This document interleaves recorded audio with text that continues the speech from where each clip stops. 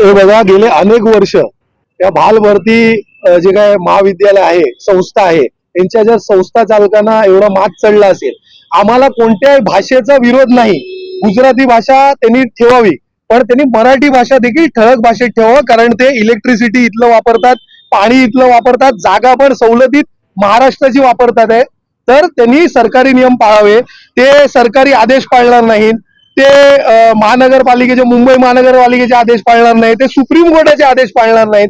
मग त्यांना जी भाषा कळते ना, त्या भाषेत महाराष्ट्र नवनिर्माण विद्यार्थी सेना, महाराष्ट्र नवनिर्माण सेना यापुढे त्यांच्याशी वागेल. त्यांनी आता शब्द दिलेला आहे की रामनवमीला त्यांचं फाउंडेशन डे आहे या संस्थेचं, त्या दिवशी ते मोठ्या प्रमाणात बोर्डचं त्यांनी ऑर्डर केलेलं आहे. तर ते बोर्ड गुजराती आणि मराठी आणि त्यांना आणखीन काय भाषेत करायचं त्यांनी करावं, आमचं काही म्हणणं नाहीये. पण महाराष्ट्रात जर मराठी भाषा नसेल तर आम्ही त्यांचं कुठलाही बोर्ड राहू देणार नाही, या चॅनलच्या माध्यमातून आम्ही सांगतो. पुढचा पाऊल जय श्रीराम. कारण त्यांच्याकडे मला वाटतं की त्यांची इच्छाशक्ती नाहीये.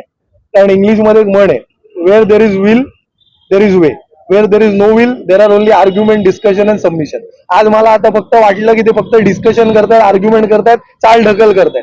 म्हणून आज आम्ही आमच्यातर्फे मराठी बोर्ड लावलंय.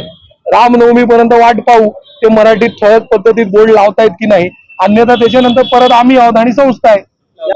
मनसेची गॅरंटी आहे, त्यांनी बोर्ड लावलं नाही त्यांची गॅरंटी नाहीये, मनसेची गॅरंटी आहे, महाराष्ट्र सैनिकांची गॅरंटी आहे की हा बोर्ड मग इकडे कुठलाच राहणार नाही.